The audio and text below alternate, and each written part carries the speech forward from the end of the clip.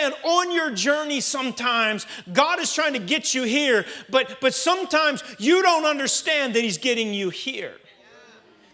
We'll talk in a moment here about John chapter 4. Jesus is saying, hey, we're going on a journey, but I got to go through Samaria. The disciples are like, no, that's not a good thing. We don't like those people, and those people don't like us. He said, but I have somewhere to be. I have someone to meet. So we sometimes in life think we're going here, but God wants to get us here before we get there. And in our journey in life, we want to jump to the end, but miss B, C, D, E, and so on. Man, I had dreams from an early age. Just yesterday, I opened up a prophetic word that was spoken to me February 22nd of 2000. And I forgot all about it. And I was at a meeting up in Pennsylvania where David Miner was at and several other prophets were, and they prophesied over me.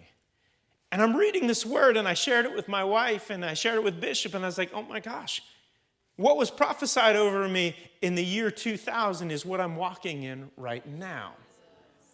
But I didn't walk in it in 2010, and I didn't walk in it in 2015.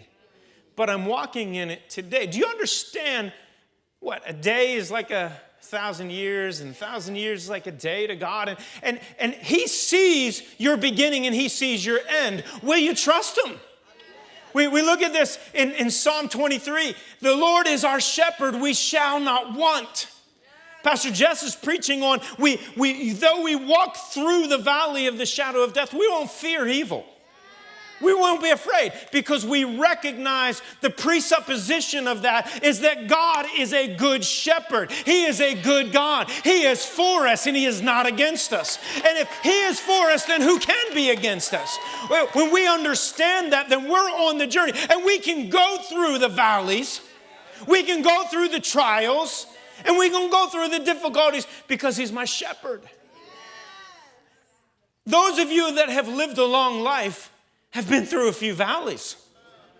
Some of you moms and grandmas and maybe great-grandmas, you've been through some valleys with your kids. I look at what just in my short life now of parenting, and I see the valleys, and I've seen broken bones, and I've seen Guillain-Barré, and I've seen broken ankles and seasons and careers end. And then you're like, God, what are you doing? It's not about so much about what are you doing, but God, what are you doing in the middle of this? Because you're a good shepherd, you're a good God, and so in that, you are getting us somewhere, and you're going to walk with me. Your rod and your staff, they're going to comfort me. They're going to guide me. They're going to protect me. And sometimes that shepherd's hook, it's grabbing me and holding me back from being stupid. I'm right on the edge, ready to go, and all of a sudden that hook pulls me back. You're getting a little too far. Some of us have been there.